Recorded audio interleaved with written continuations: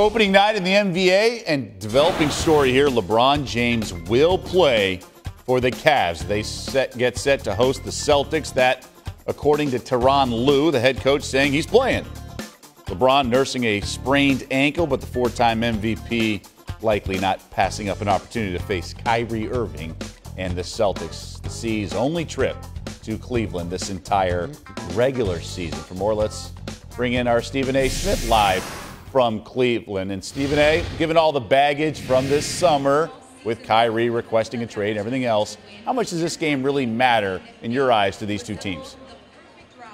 Well, it matters to Boston because you want to send a message that it's a new day, it's a new era. You got Gordon Hayward and Kyrie Irving in the house. Crowder's gone, Isaiah Thomas is gone, Avery Bradley is in Detroit. So it's a different team in a sense. And obviously with Kyrie Irving being the star that he is and a champion, and Gordon Hayward being an all-star caliber player, you definitely want to send a message that them combined with an Al Horford, with the new draft pick, Jason Tatum and others, it's a new day and it's going to be a new result compared to what you witnessed last year. If you're the Cleveland Cavaliers, this is not that big of a deal.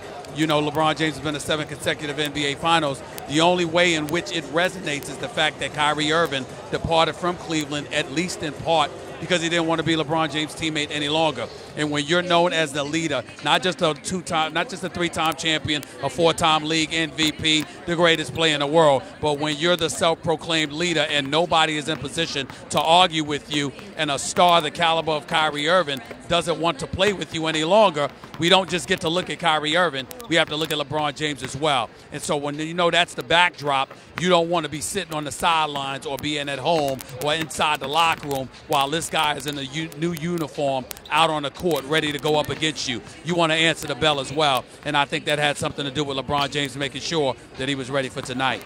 You just referenced to LeBron as the greatest player in the world. In your eyes, in what year will LeBron not be the NBA's best player? Probably next year.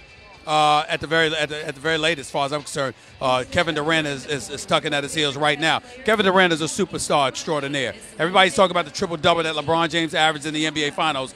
Well, the NBA Finals MVP was Kevin Durant, who averaged 35 and 8.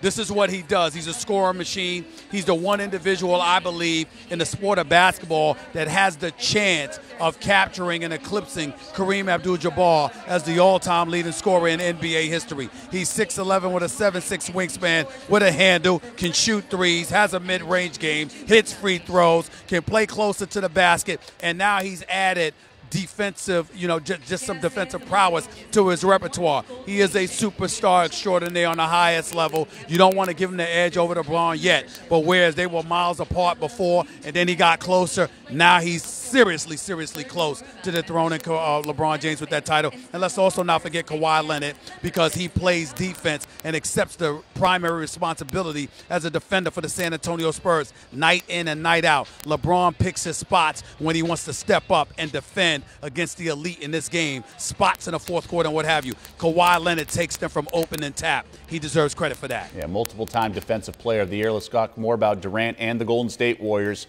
Eastern Conference or Western Conference, in your eyes, who's the biggest threat to the Warriors this season?